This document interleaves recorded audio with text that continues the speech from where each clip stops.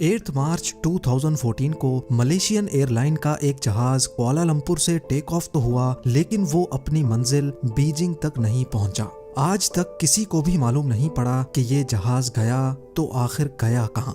लेकिन पूरे 8 सालों के बाद फाइनली अब एक उम्मीद मिली है कि ये जहाज इस वक्त कहां मौजूद है। ज़ेम टीवी की वीडियोस में एक बार फिर से खुशामदीद। नाजरीन, ये बात है 8 मार्च 2014 की, यानी आज से करीब 8 साल पहले मलेशियन एयरलाइन के एक जहाज फ्लाइट MH370 को मलेशियन कैपिटल कुआलालंपुर से टेक ऑफ करके चाइना के कैपिटल बीजिंग तक जाना था। इस फ्लाइट में 2 पायलट्स, 10 कैबिन क्रू और 227 पैसेंजर्स मौजूद थे, जिनमें से ज्यादातर पैसेंजर्स का ताल्लुक चाइना से था।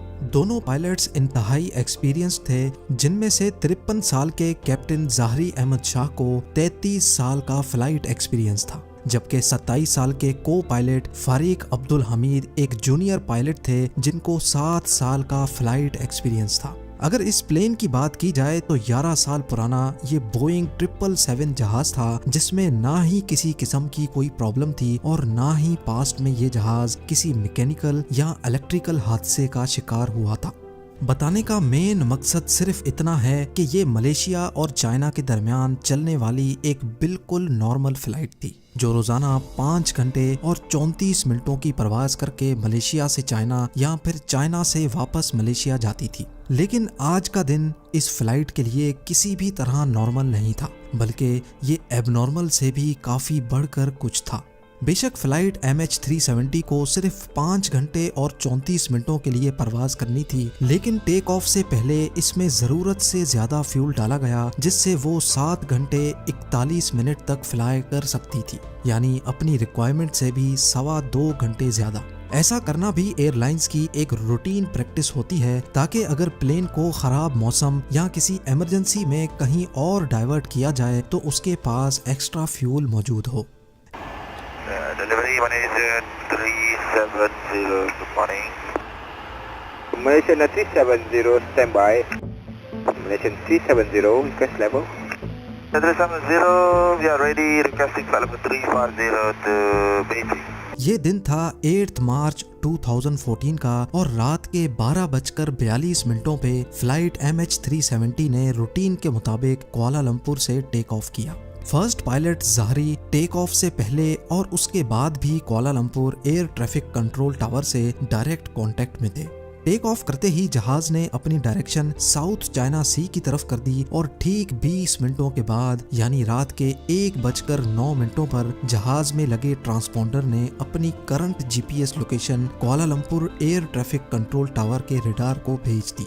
ये ट्रांसपोंडर का ऑटोमेटिक फंक्शन होता है, जो हर थोड़े टाइम के बाद अपनी करंट लोकेशन करीबी रडार्स तक पहुंचाता है। अभी तक तो सब कुछ ठीक प्लान के मुताबिक चल रहा था। इसके ठीक 10 मिनटों के बाद, यानी रात के 1:19 पर जब flight MH370 Malaysian air jurisdiction से निकलकर वियतनाम की एयर जुरिस्डिक्शन में जाने लगी, तो कुआलालंपुर के कंट्रोल टावर ने आखिरी बार फर्स्ट पायलट ज़ाहरी से कांटेक्ट किया और ये अल्फाज बोले। Malaysian 370. Malaysian 370, contact Ho Chi Minh 120.9. Good night. Good night, Malaysian 370.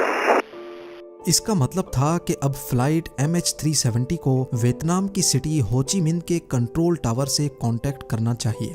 First pilot captain ज़ाहरी ने ये मैसेज सुना भी और उसका जवाब भी दिया। Good night MAS 370। Good night, Malaysian 370. ना ही कंट्रोल टावर को पता था और शायद ना ही कैप्टन ज़ाहरी को कि उनका ये गुड नाइट वाला मैसेज MH370 से रिसीव होने वाला आखिरी मैसेज होने वाला है। ये वो वक्त था जब फ्लाइट को टेक ऑफ किए अब पूरे 37 मिनट्स गुजर चुके थे। अब नॉर्मली होता यूं है कि प्लेन जब तक अपनी मंजिल तक नहीं पहुंच जाता, वो अपने रास्ते में आने वाले किसी भी बड़े एयरपोर्ट के एयर ट्रैफिक कंट्रोल टावर से कांटेक्ट में रहता है, और यहाँ भी कुछ ऐसा ही होना था। लेकिन सब कुछ जो अभी तक नॉर्मली चल रहा था वो अब एबनॉर्मल होने लगा। जी हाँ, अपने आखिरी मैसेज के ठीक 3 मिनटों के बाद, यानी रात के 1:21 पर फ्लाइट MH370 अचानक रडार से गायब हो गई। यानी कुआलालंपुर और हो ची मिन्ह दोनों के रडार से प्लेन पूरी तरह से गायब हो चुका था। अब ये बात कुआलालंपुर टावर के लिए तो बिल्कुल नॉर्मल थी, क्योंकि उन्होंने समझा कि MH370 अब वियतनामीज एयर स्पेस में दाखिल हो गया है, इसी वजह से उनके रडार से गायब हो गया। लेकिन जब हो ची मिन्ह कंट्रोल टावर ने फ्लाइट MH370 को अपने रडार से गायब होते देखा तो उनको कुछ गड़बड़ लगी। उन्होंने फौरन कैप्टन से खैरियत मालूम करने के लिए वायरलेस किया तो आगे से किसी ने भी कोई जवाब नहीं दिया। अगले 18 मिनटों तक हो ची मिन्ह टावर MH370 से कांटेक्ट करने की कोशिश करता रहा, लेकिन कैप्टन की तरफ से फिर भी कोई जवाब नहीं आया। और तभी हो ची मिन्ह टावर ने कुआलालंपुर टावर से कांटेक्ट किया और उनको सिचुएशन से अपडेट किया। अब नॉर्मली इस कंडीशन में 1 घंटे के अंदर अंदर रेस्क्यू सेंटर को इन्फॉर्म करना होता है, लेकिन कुआलालंपुर कंट्रोल टावर ने पूरे 4 घंटों के बाद एरोनॉटिकल रेस्क्यू कोऑर्डिनेशन सेंटर को इन्फॉर्म किया और तब तक बहुत देर हो चुकी थी। सुबह के 6:15 हो चुके थे और यही वो टाइम था जब MH370 को बीजिंग में लैंड करना था। एक उम्मीद थी कि शायद जहाज अपने वक्त पर बीजिंग लैंड कर जाए, लेकिन वहां से भी कोई अच्छी खबर नहीं आई। खैर, सुबह के 6:32 पर ठीक उस जगह जहां से प्लेन गायब हुआ था वहां एक सर्च ऑपरेशन स्टार्ट किया गया, जिसमें 7 कंट्रीज की 34 शिप्स और 28 एयरक्राफ्ट्स ने फ्लाइट MH370 को गल्फ ऑफ थाईलैंड और साउथ चाइना सी के बॉर्डर पे ढूंढना शुरू किया। लेकिन बदकिस्मती से वहां प्लेन का नामो निशान तक ना मिला। इस वक्त तक पूरी दुनिया को इस हादसे का पता चल चुका था। टीवी, न्यूज वेबसाइट्स और सोशल मीडिया सबके सब सिर्फ यही खबर दिखा रहे थे। इस दौरान कई मुल्कों की इन्वेस्टिगेशन टीम्स भी सर्च ऑपरेशन का हिस्सा बन गईं। प्लेन का अचानक तमाम रडार से गायब हो जाना वाकई किसी को भी हजम नहीं हो रहा था, और अगर वो इस एरिया पर समंदर में क्रैश भी होता तो इतना बड़ा जहाज है, कोई ना कोई चीज तो पानी पर तैरती हुई जरूर नजर आनी चाहिए थी। अगले पूरे 4 दिनों तक ये सर्च ऑपरेशन चलता रहा, पर कहीं से भी कोई अच्छी खबर ना मिल सकी। लेकिन फिर चौथे दिन एक खबर आई जिसने तमाम रेस्क्यू ऑपरेशन टीम को हिला कर रख दिया। 8 मार्च को 1:21 पर फ्लाइट MH370 जब रडार से गायब हुई थी तो वो सिविलियन रडार से गायब हुई थी, लेकिन मलेशियन मिलिट्री के एक रडार पे वो अगले 1 घंटे तक शो होती रही। और उसके बाद जो कुछ हुआ वो कुछ यूं था। सिविलियन रडार से गायब होने के बाद जहाज ने चंद मिनटों के लिए राइट पे जाना शुरू किया और फिर यू टर्न करके वापस मलेशिया की तरफ टर्न किया। पूरे 31 मिनटों के बाद जहाज ने मलेशिया के शहर पिनांग को क्रॉस किया और फिर मलाका स्ट्रेट की तरफ टर्न कर गया। आखिरी बार जहां तक मिलिट्री रडार की रेंज थी, फ्लाइट MH370 को इंडियन ओशन के इस पॉइंट तक डिटेक्ट किया गया और इस वक्त रात के 2:22 हो रहे थे। अब इसके बाद MH370 ना ही मिलिट्री रडार पे शो हुआ और ना ही किसी सिविलियन रडार पे। पूरी रेस्क्यू टीम और इस प्लेन से जुड़ा हर शख्स सिर्फ यही गुत्थी सुलझाने में लगे थे कि प्लेन गया तो आखिर गया कहां। इससे भी बढ़कर जो चीज तंग कर रही थी वो ये थी कि प्लेन ने बीजिंग की बिल्कुल ऑपोजिट डायरेक्शन में शार्प यू टर्न क्यों कर लिया। जो रेस्क्यू टीम पहले गल्फ ऑफ थाईलैंड और साउथ चाइना सी में प्लेन को ढूंढ रही थी, वो अब इंडियन ओशन के इस हिस्से में ढूंढना शुरू हो गई। लेकिन हैरत अंगेज तौर पे यहाँ पर भी प्लेन का कोई अता पता ना मिला। अगले कुछ दिनों बाद एक और खबर मिली और उसने एक बार फिर से पूरी सिचुएशन ही चेंज कर दी। पता ये चला कि प्लेन मिलिट्री रडार से तो 2:22 पर गायब हुआ, लेकिन एक सैटेलाइट ऐसी थी जिससे वो लगातार कांटेक्ट में था। आपको यहाँ पर अपडेट करते चलें कि ये बोइंग एयरप्लेन्स के लिए एक नॉर्मल बात होती है कि जब उनका अपना कम्युनिकेशन सिस्टम किसी वजह से खराब हो जाता है तो वो सैटेलाइट से कांटेक्ट करने की कोशिश करता है। प्लेन ने ऑटोमेटिकली ठीक हर 1 घंटे के बाद 35,000 किलोमीटर दूर इनमारसैट नामी सैटेलाइट से कांटेक्ट करने की कोशिश की। इस सैटेलाइट पर सेव्ड डेटा की मदद से एक्सपर्ट्स ने एक कॉम्प्लेक्स कैलकुलेशन परफॉर्म की तो आखिरकार फ्लाइट MH370 के अगले मूव का भी पता चल गया। पता ये चला कि मिलिट्री रडार से भी गायब होने के बाद मलेशियन एयरक्राफ्ट ने दोबारा एक टर्न लिया और अगले 5 घंटों तक इसी डायरेक्शन में इंडियन ओशन के ऊपर फ्लाई करता रहा। सुबह को 8:19 पर प्लेन ने आखिरी बार सैटेलाइट से कनेक्शन बनाने की कोशिश की और ये MH370 की तरफ से मिलने वाला सबसे आखिरी सिग्नल था। इसके बाद ना ही प्लेन ने किसी और सैटेलाइट से कांटेक्ट किया और ना ही वो किसी और रडार पे शो हुआ।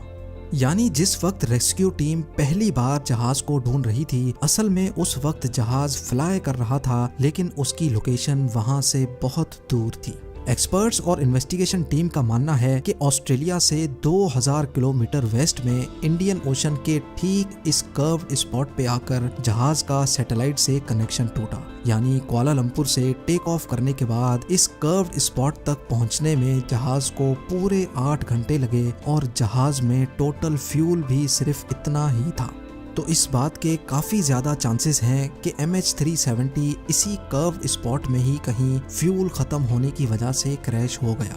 इंडियन ओशन का ये हाईलाइटेड कर्व्ड हिस्सा पूरे इंडिया से भी बहुत बड़ा है और यहाँ पर स्टार्ट किया गया एक डीप सी सर्च ऑपरेशन।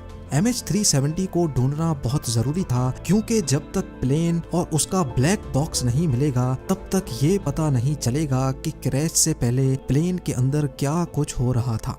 कई महीनों नहीं बल्कि कई सालों तक यहाँ प्लेन को तलाश करने का अमल चलता रहा, लेकिन यहाँ पर भी प्लेन का कोई सुराग नहीं मिला। 3 सालों के बाद डीप सी ऑपरेशन को आखिरकार ख़त्म कर दिया गया, जिसमें $160 मिलियन से भी ज़्यादा खर्चा हो चुका था। सर्च ऑपरेशन के दौरान प्लेन का तो कोई अता पता नहीं मिला, लेकिन 2015 में यानी प्लेन के गायब होने के 1 साल बाद प्लेन का राइट फ्लैपरॉन तैरता हुआ आइलैंड ऑफ रीयूनियन के साहिल पे जा पहुंचा। ये प्लेन का वो हिस्सा होता है जो लैंडिंग के वक्त काम आता है। मिलने वाले इस फ्लैपरॉन पर जब तहकीक हुई तो एक और खौफनाक हकीकत से पर्दा उठा। एक्सपर्ट्स का मानना है कि जिस वक्त MH370 पानी में क्रैश हुआ उस वक्त ये फ्लैपरॉन एक्सटेंडेड नहीं था, और अफसोसनाक तौर पे इसका मतलब ये है कि पानी पे क्रैश होते वक्त जहाज अपनी नोज के बल समंदर में जा गिरा। अगले कई सालों के दौरान प्लेन के कई और हिस्से भी अफ्रीका के साहिल से मिले, लेकिन आज तक प्लेन या उसमें बैठे पैसेंजर्स का कोई सुराग ना मिल सका। मलेशियन फ्लाइट MH370 के अंदर गायब होने से पहले क्या कुछ हुआ ये आज तक किसी को भी मालूम नहीं है। कुछ इन्वेस्टिगेटर्स का शक है कि प्लेन हाईजैक हुआ था, तो कुछ इस बात पर यकीन रखते हैं कि किसी इलेक्ट्रिकल फेलियर की वजह से प्लेन का बाहर की दुनिया से कांटेक्ट टूट गया और ऑक्सीजन की कमी की वजह से प्लेन के अंदर तमाम लोग बेहोश हो गए थे। खैर असल रीजन क्या है ये तो प्लेन के ब्लैक बॉक्स में महफूज रिकॉर्डिंग से ही पता चल सकता है, जो प्लेन के साथ ही इंडियन ओशन में कहीं गायब है। MH370 के गायब होने के पूरे 8 सालों के बाद फरवरी 2022 में एक बार फिर से प्लेन के मिलने की उम्मीद दिलाई गई। एक British retired aerospace engineer Richard Godfrey ने दावा किया है कि वीक सिग्नल प्रोपगेशन एनालिसिस के जरिए उसने प्लेन की असल लोकेशन का अंदाजा लगा लिया है, और हैरत अंगेज तौर पे रिचर्ड ने जो पिन पॉइंट लोकेशन बताई है वो भी इंडियन ओशन के इसी कर्व्ड एरिया में मौजूद है। रिचर्ड का मानना है कि उसकी बताई गई ठीक इस जगह पर ओशन के 4000 मीटर नीचे मलेशियन एयरलाइन का गुमशुदा जहाज अभी भी मौजूद है। ये उतनी ही गहराई है जितना नीचे टाइटैनिक शिप पूरे 74 ईयर्स की कोशिशों के बाद 1985 में मिली थी। अब Malaysian authorities retired aerospace engineer के इस क्लेम को कितना सीरियस लेती है और इस जगह पर एक नया सर्च ऑपरेशन लॉन्च किया जाता है कि नहीं, ये तो वक्त ही बताएगा। उम्मीद है जेम टीवी की ये वीडियो भी आप लोग भरपूर लाइक और शेयर करेंगे। आप लोगों के प्यार भरे कमेंट्स का बेहद शुक्रिया। मिलते हैं अगली शानदार वीडियो में।